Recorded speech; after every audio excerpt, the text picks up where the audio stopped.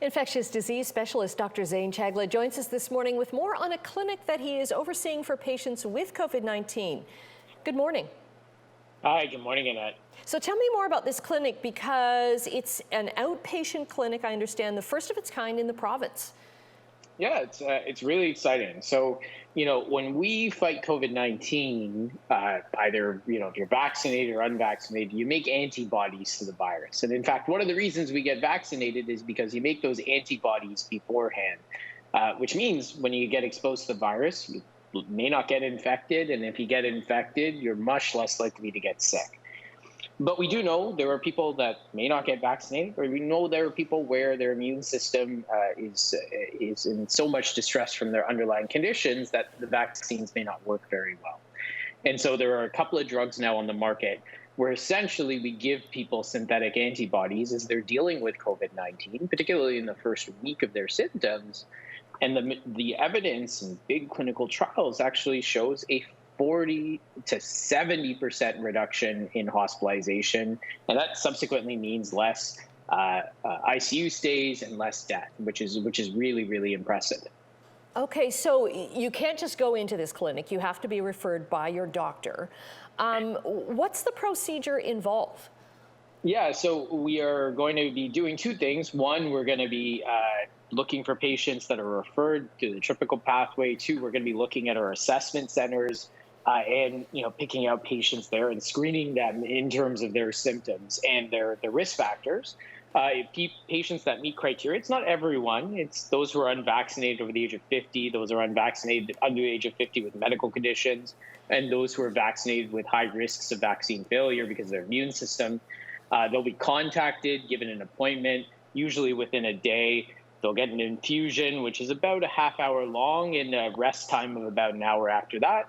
And they'll go home again to go through local public health measures and continue their isolation. And again, the evidence suggests that A, they start feeling better much quicker, but B, their risk of having serious outcomes goes down to 1% or less. Okay, so it's to keep people out of hospital, basically. But is there a reluctance for people? I mean, people who are reluctant to get the shot, would they be reluctant to get this infusion? Yeah, I mean, a lot of counseling is needed.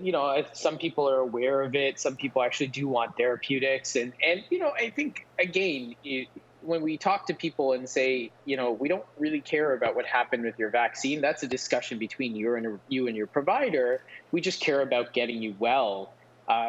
Most people are receptive. And so, again, the first step for folks is to just get tested, number one. And again, we can offer this therapy to people if they get tested, if they have symptoms. Okay, and it's not experimental, right? It's gone through the process. These are Health Canada approved drugs. They were bought by the federal government. They're recommended by the World Health Organization and the Ontario Science Table. These are drugs that have been used around the world for some time.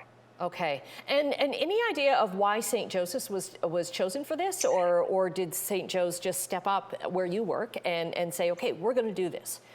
Yeah, I mean, there are a lot of places in the province with plans right now. Some of them are in their infancy. Some of them are being developed. I think Hamilton was a great target because we have our assessment centers pretty close. We have a lot of partnerships across all organizations, including HHS and the Family Medicine Group.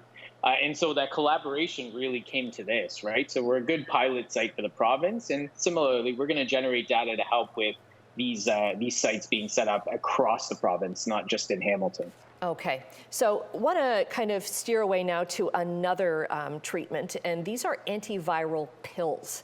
Tell me about that. Yeah, so there's a drug called molnupiravir that was developed by Merck that, similarly, given to high-risk patients, has an effectiveness of reducing hospitalizations by 50%. These drugs have gone to the FDA and Health Canada for approval. It's a 5-day course. It has to be given within 5 days of developing symptoms. So again, there's lots of stuff coming down the pipeline here. Yeah. This drug particularly, the biggest thing here is, and many people don't get tested because they feel like, there's nothing to do and there's nothing that can come of it. The paradigm has changed, right? Getting early treatment is going to change people's prognosis with this disease. And again, there's much more incentive as this drug and other drugs come to the market for them to get tested early and for us to build systems to make sure those patients have access to medications. Right. Dr. Zain Chagla, a really encouraging talk today. Thank you very much. No problem. All the best. Okay, you too.